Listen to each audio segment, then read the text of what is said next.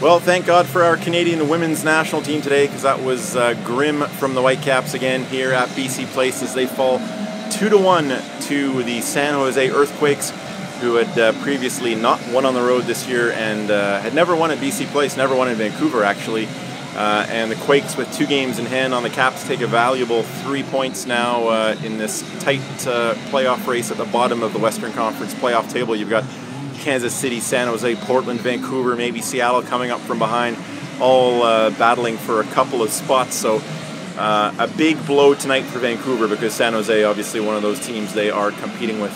Playoffs now seeming like an unlikely destination for the Whitecaps. There are 9 games to go, so in theory that's 27 points on the table, but Vancouver, you've got to figure, probably needs to get to around 48 points for the playoffs. That's 18 more than they have now with 9 games to go. So 6 wins in 9. Is it possible? Of course, but given the evidence we've got in front of us, not very likely. No signs of life from this team really to speak of since, well, 2 wins since mid-May, so that tells you everything.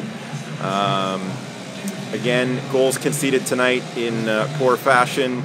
Not much going the other way. Well, they had more chances tonight, certainly, but the finish wasn't there. Masato Kudo had a good look at goal. Blas Perez hit the crossbar and a header as he came on as a substitute. A little more spark in the second half, but it could only get better. It was a grim first 45 minutes. Carl Robinson will again, have his lineup picked apart, and certainly if you listen to his comments after the game, not hard to read between the lines. It sounds like he is done with being loyal to whichever players he was referencing tonight in the lineup. He said it's pretty clear now he will just pick the best players, the guys who are playing the best, and let them have a run down the stretch. So some changes coming for the game against Kansas City. He suggested that Alphonso Davies, the 15-year-old Canadian, is going to get a start. Didn't guarantee it, but said maybe, so you can certainly expect that.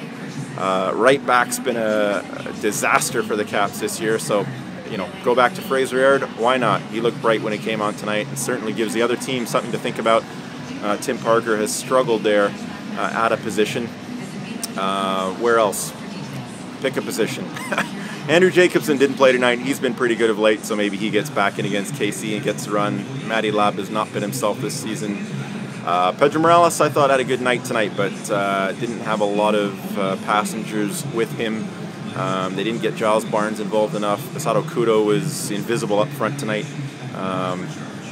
Yeah, more questions than answers, again, for this Whitecaps team, and they will try and turn it around in KC.